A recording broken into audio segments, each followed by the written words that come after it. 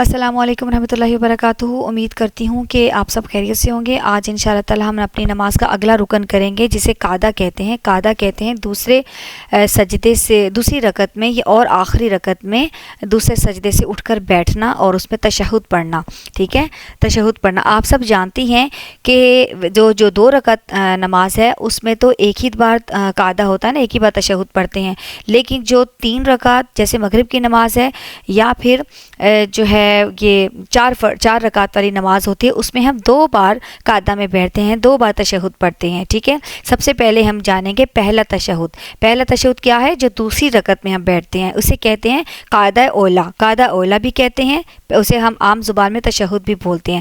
دوسری رکعت کے بعد دوسرے سجدے سے سر اٹھا کر بایاں پاؤں بچھا کر اس پر بیٹھ جائیں اور دایاں پاؤں کھڑا رکھیں، یعنی دایاں ہاتھ اپنے دائیں گھٹنے اور بایاں ہاتھ اپنے بائیں گھٹنے پر رکھیں۔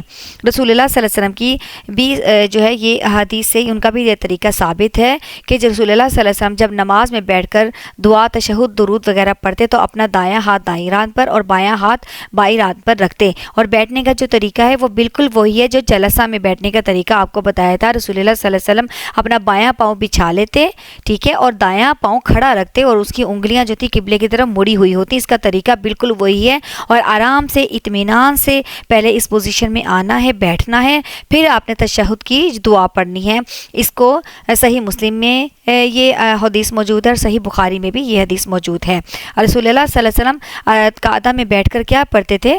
رسول اللہ صلی اللہ علیہ وسلم یہ دعا پڑھا کرتے تھے، التحیات للہ والصلوات والطیبات، السلام علیک ایھا النبی ورحمۃ اللہ وبرکاتہ، السلام علینا وعلی عباد اللہ الصالحین، اشہد ان لا الہ الا اللہ واشہد ان محمدا عبدہ ورسولہ۔ میری ساری کولی، بدنی اور مالی عبادت صرف اللہ کے لیے خاص ہے۔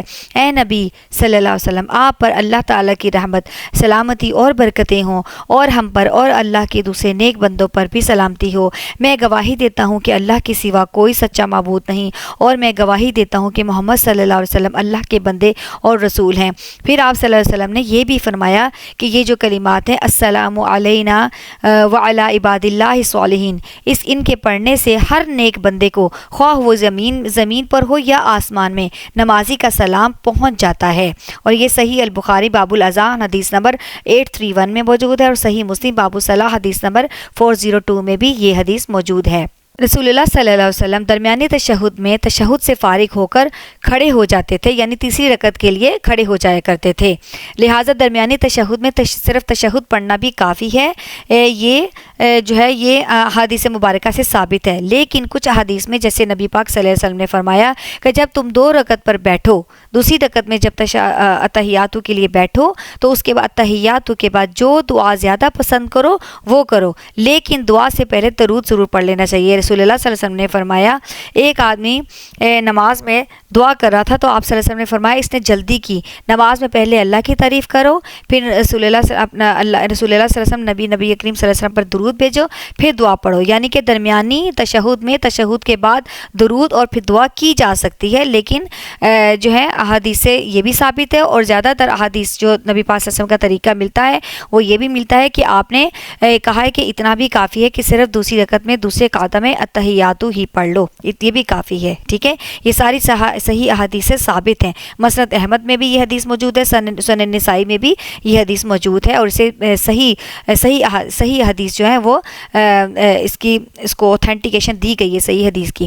اچھا، اب چلتے ہیں مسئلہ رفع سبابہ کی طرف۔ مسئلہ رفع سبابہ کیا ہے؟ اس میں اکثر جو ہے اختلاف پایا جاتا ہے۔ اسے کہتے ہیں انگلی کا اٹھانا۔ تشہد میں انگلی اٹھانا رسول اللہ صلی اللہ علیہ وسلم کی بڑی بابرکت اور عظمت والی سنت ہے۔ اس کا جو ثبوت ہے سنت رسول اللہ صلی اللہ علیہ وسلم سے ملاحظہ فرمائیں۔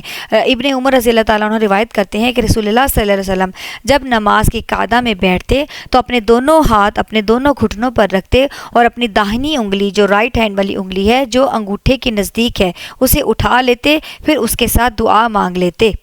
یہ صحیح مسلم میں حدیث موجود ہے۔ سیدنا عبداللہ بن زبیر رضی اللہ تعالیٰ عنہ روایت کرتے ہیں کہ رسول اللہ صلی اللہ علیہ وسلم جب نماز میں تشہد پڑھنے بیٹھتے تو اپنا دایاں ہاتھ دائیں اور بایاں ہاتھ بائیں ران پر رکھتے اور شہادت کی انگلی کے ساتھ اشارہ کرتے اور اپنا انگوٹھا اپنی درمیانی انگلی پر رکھتے۔ یہ صحیح مسلم میں موجود ہے اور صحیح بخاری میں بھی، سنن نبی داؤد میں بھی یہ حدیث موجود ہے۔